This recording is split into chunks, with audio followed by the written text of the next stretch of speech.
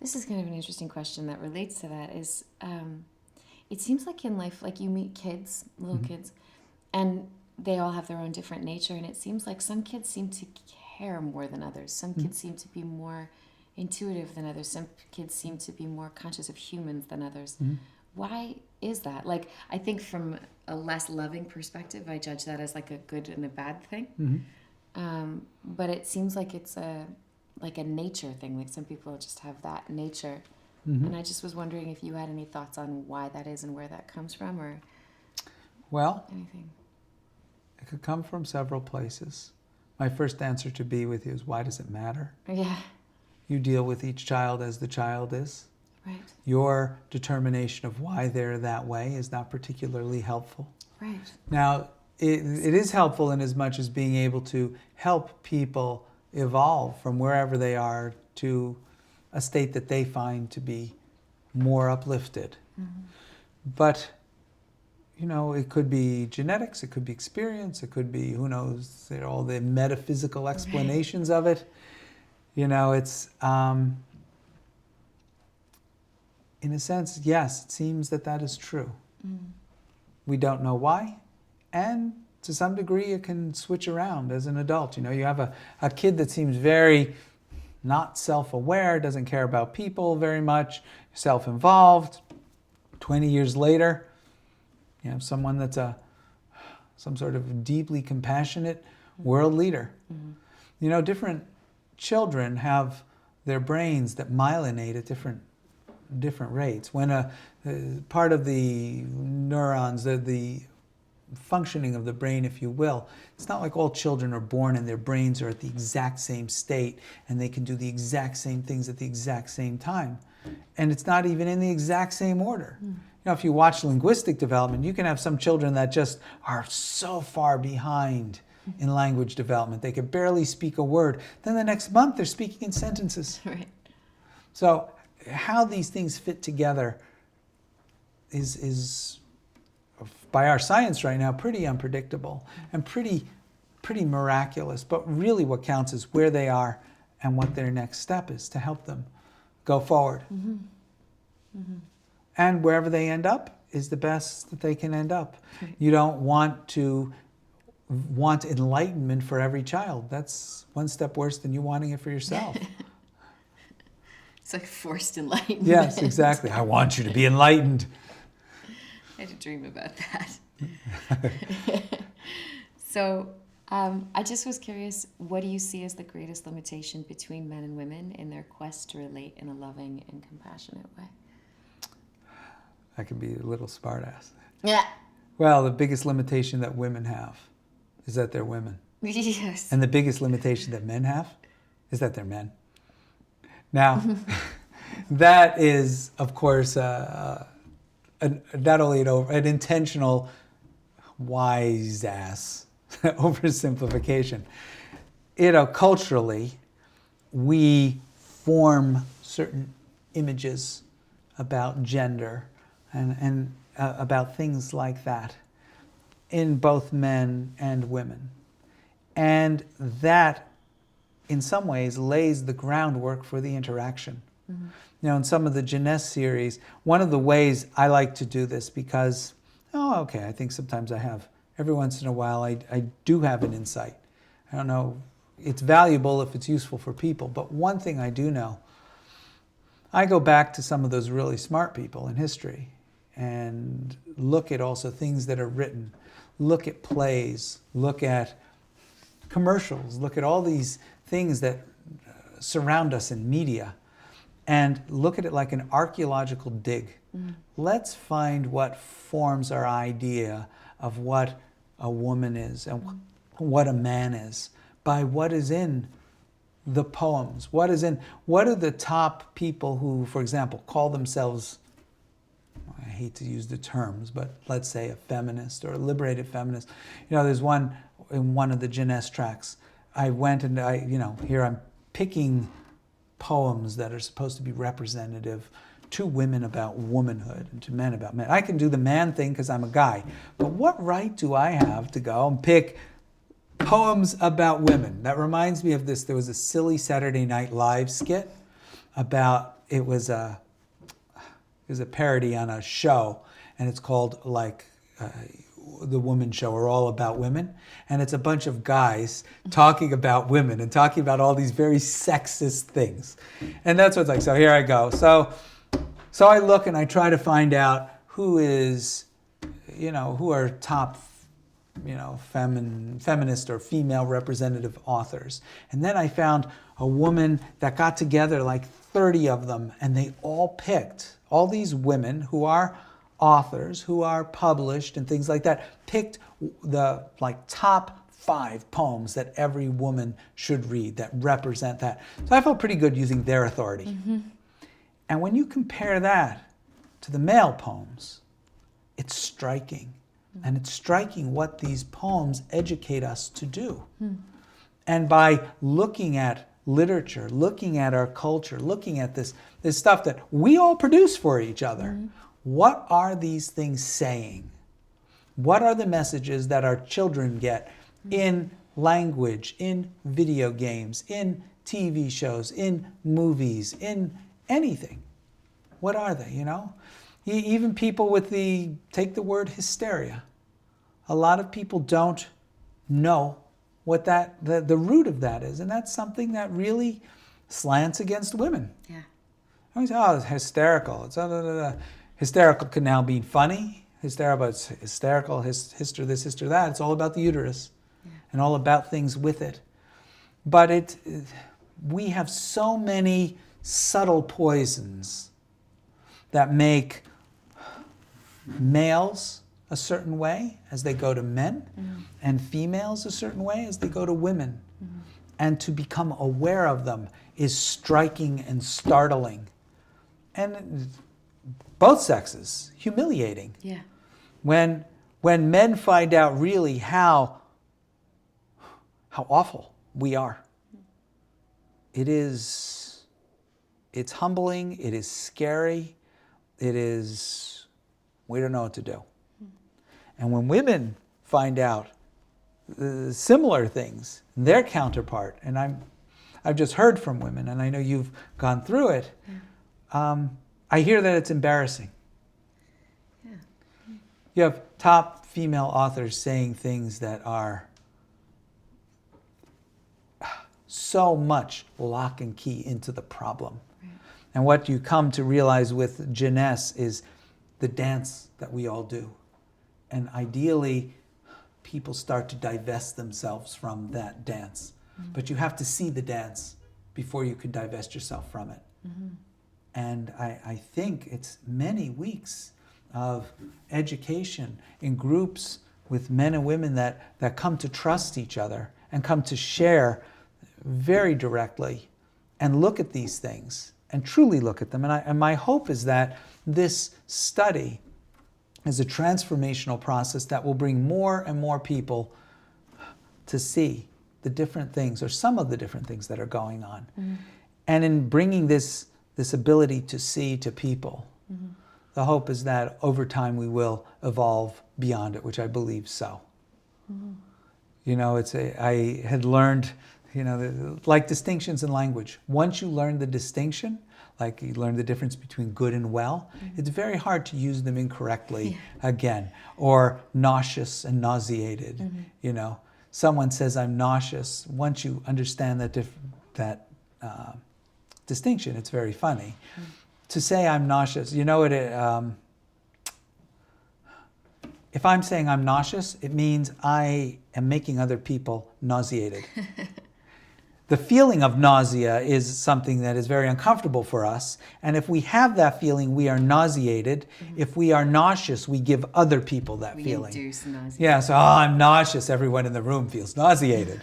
So it's sort of this funny thing. Now, are you going to be able, next time you go, as many people do, and say, I'm nauseous, say, no, nauseated. Yeah, totally. See, because you see it. Yeah.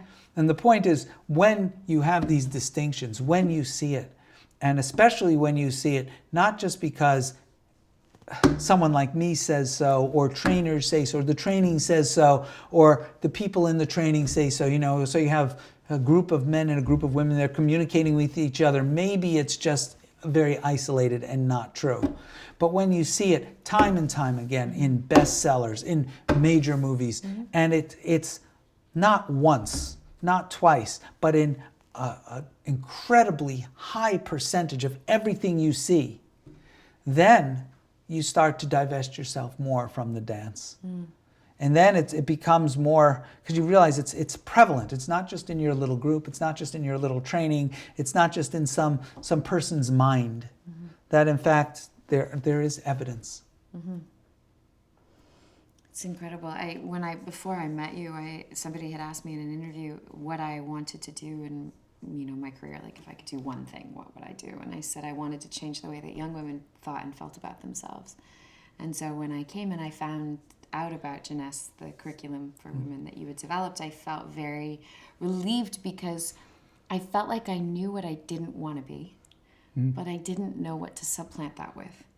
So it was like I had this opportunity to kind of be this for a period of time.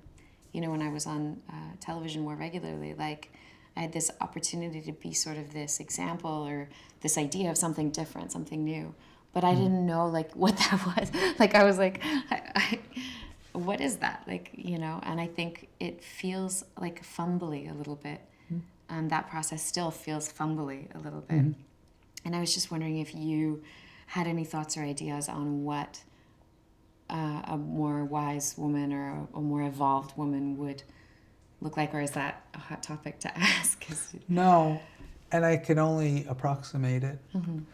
I believe that, and I have my own definitional basis of stages, going from boy to man to a leader man to a wise man, from girl to woman, and there are other stages to centered woman to wise woman. But the ultimate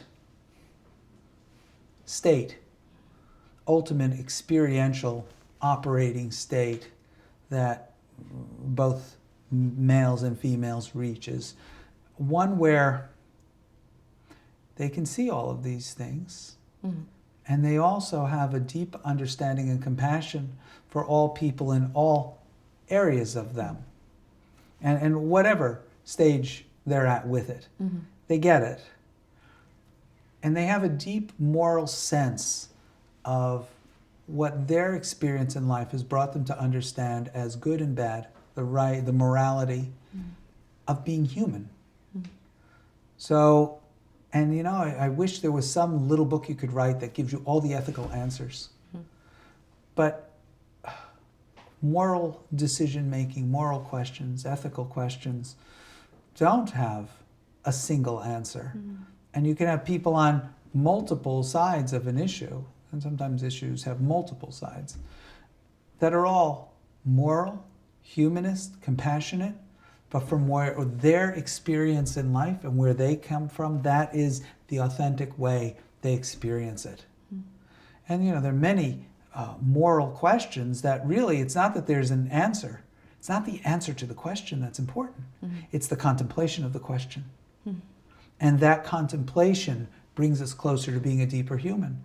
And this is not something that, for the longest time, there are things called Zen koans. They're questions. What's the sound of one hand clapping? Tree falls in the woods, no one's there to experience it. Does it make a sound? All of these things. Do they have an answer? Well, you go many ways on some of them, but it's the contemplation that's important. Living an examined, contemplative life is what ethical humans are about.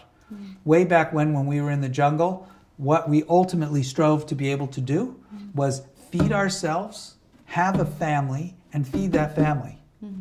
And we're set. And that's important.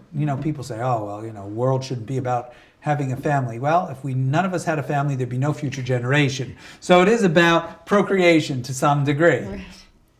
But that is no longer sufficient. It is no longer sufficient just to be able to support yourself, just to be able to have children, and just to be able to support those children and bring them up in some way. The world is too small for that, too many people on this planet. We need to consider other. We need to be able to consider other people, need to be able to consider other groups of people, and ultimately be called what I refer to as an ethical humanitarian. Someone who, maybe they don't have either the strength to act a certain way all the time or the other abilities, who knows what, but they have an eye to also what's good for humanity, what's good for understanding principles. Because principles are abstractions that transcend ourselves. They are abstractions that we make seemingly out of nothing, but they are principles that stand against our primitive nature, our in-the-moment impulses. And like I say with the cats, how many cats do you know that wake up in the morning and say, gee, what am I going to do today for the betterment of all cats? And I say this particular example because I sort of think cats are sort of arrogant, and sometimes they seem very contemplative, but I don't think there's a single cat that does that. No. And I also say maybe there are other animals that do, but I haven't met them so much. But humans have the ability to do that, certainly. And now, having the ability isn't enough. Because if we are to look at our human planet as a family, as an organism in itself, ecologically, compassionately, we can easily take many paths with that, and many of those paths lead to destruction. So we need to say, okay, it's not just about what feels good. Right. It's not just about what's comfortable. It's not just about what's good for us. It's about what's good for the whole. And the more wisdom is taking our life experience and bringing it to each decision. And the more of our life experience that we can bring to a decision, the better. So what does that involve? One, it means taking your life and experiencing it fully. Two, it means being able to access that fearlessly and bring it forth to the decision. And to mindfully do this, to do these as practices. And that allows you to be an ethical humanitarian. I don't know what everyone's morality is, but what's important is they act within their morality. Not amorally, not impulsively, not just by comfort or satiation. And when humans start to evolve beyond just becoming adults who can support themselves, have children, and support those children, and then you start to have civilization. And Albert Einstein, I believe, once said, civilization, great idea. Yeah. So then a wise woman would be a woman who exemplifies that process, basically. Yes, the wise woman would be aware of, if you will, her femaleness, her womanhood, what it is in society, what it is in her life, and that is not as important as being human. And what it means to be human and what is most important with humans. Right. And understanding, whether it's a wise woman or a wise man, where their wisdom comes from and the fallibility that they have in that our experience is limited. All right, so here I write this curriculum for women. I know well that I don't have the authority to speak to any woman, not a single woman, on many, many different issues. I could speak to them about human issues. Right. I could speak to them about my male observation of them as women. I could speak to them about what is in literature from the male perspective of women, and a whole bunch of things like that. But can I tell a woman what it is to be a woman? I don't have that authority at all. I was thinking there's a push right now, just culturally, similar to like the creativity push. It feels like a lot of people are talking about, writing books about, and doing studies on this idea of like the need for more female strength in the world. We have like the elections happening with Hillary Clinton as being a candidate and all this. Everybody's like, women need to take more leadership roles and things like that. And I was just wondering like what your take was on that, given that your perspective is more humanist. I'm going to give you a short thing. Yeah. You're using a lot of male language. Right. And male things to describe this, and that's disrespectful to women. Now, should women be in leadership roles? I think women are in certain types of leadership roles. Unfortunately, it is controlled a lot by men. Can women rise to be fuller in the world and in the principles that they experience and bringing that wisdom their unique upbringing, and even the cultural poison that they have to transform the world? Absolutely. They have to become aware of it, and they have to have that desire, and they have to struggle. It's going to be a big struggle. And it's a type of struggle because they have to struggle against a type of oppression, a type of box that they've been placed in by men, if you will. And, it's not just men now. It's men that were formed by literature, that were formed by men, that was formed by literature, that was formed by men, that was formed by the jungle. Right. It's sort of that. And, men need to change in a different way. But both sexes have to become more self-aware and understand outside of gender, outside of sex, there's human. Right. And there are things that are transcendent as human. It seems like that's true for any sort of movement. If you look at any group of people that are trying to get more empowered or trying to, overcome some sort of thwart or something like that, they get so stuck in their issue or their thing that they forget that. Well, and there's also, I've seen some people say something that obviously I didn't come up with this. I thought I did, maybe, but who knows. I don't believe in equality. Equivalence maybe, but not equality. It would be awful to say that men or women are equal. Right. They're not. And sometimes I've had friends that were pretty, you might say, what would call radical feminists, almost as radical as I am. No, just teasing. But ask them, you ask them the following question, and it's a trap. It's a structural question. You have 100 male cats, and you have 100 female cats, and you want to stop the problem of overpopulation. And I say, something? Don't even sterilize the male cats. Sterilize all the female cats. You say it like that. They say, how dare you? Da-da-da-da-da-da-da-da. And then you point out it's a trap question. It's a structural question. You know why? Why should you sterilize all the female cats and ignore sterilizing the male cats? The males can't reproduce without the females. And the males can produce many, many, many, many cats, and the females can produce... Right. In essence, I think... a shorter way of saying what you're saying is that, you can sterilize, you have 100 female cats and 100 male cats. Sterilize 99 of the male cats. How many litters do you have? 100. Of course. Now, 100 male cats, 100 female cats. Sterilize 99 of the female cats. How many litters do you have? 1. That's it. Every female cat that you sterilize, you cut off the duct. Right. They're not equal. If they were equal, you could sterilize 50-50, you could sterilize that. They're not equal. Right. Structurally, they're not equal. Right. And it would be horrible in the world if we were equal. We would be so far behind. Men desperately need women, and women desperately need men. They need the differences. Right. The similarities are important, and the basis that they're both human. And it's interesting, you have even other difficulties because, you have sex and you have gender. So I've known 2 people in my life who were hermaphrodites. And sometimes they may not even know. Right.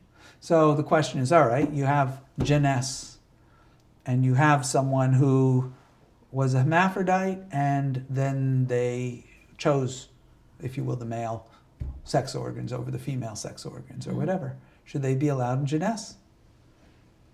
Well, I think it's more the answer of how were they brought up? Right. What was their identification? Did they have that?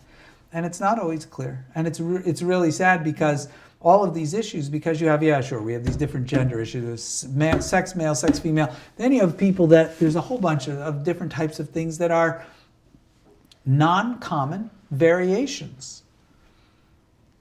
What's more important is that they're human. Don't forget that they're human.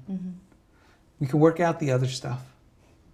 But people just get all trapped in that sort of a thing. So what's Jeunesse about? Jeunesse is about people who've been brought up and identified themselves as a woman. If someone identified themselves as a man, even if they were a woman and they were treated that way, Jeunesse may not even apply to them. We have another organization, SOP, that is for men. And then there might be some people that unfortunately don't fit in either camp. And you always have that when you have, you have people. I knew a woman in my high school, at my public high school, who was albino, African American. Wow. She didn't fit anywhere. She was African American with white skin, And a lot of people experience that sort of a thing. The only way we're ever going to resolve those questions, because you're not going to have an absolute resolution like that, is be a humanist. Right. This is a human being you're dealing with, Right. more importantly than any of those descriptors. Yeah, I guess that's just the toolbox you get to express yourself or experience yourself is the other features. So do you have any other questions? I mean, I feel like I could talk to you all night, but I think I covered all the questions on Your list? my list. Yeah, in different orders, but it's amazing. You went Well, through good. them all. Excellent. Thank you. Well, you're welcome.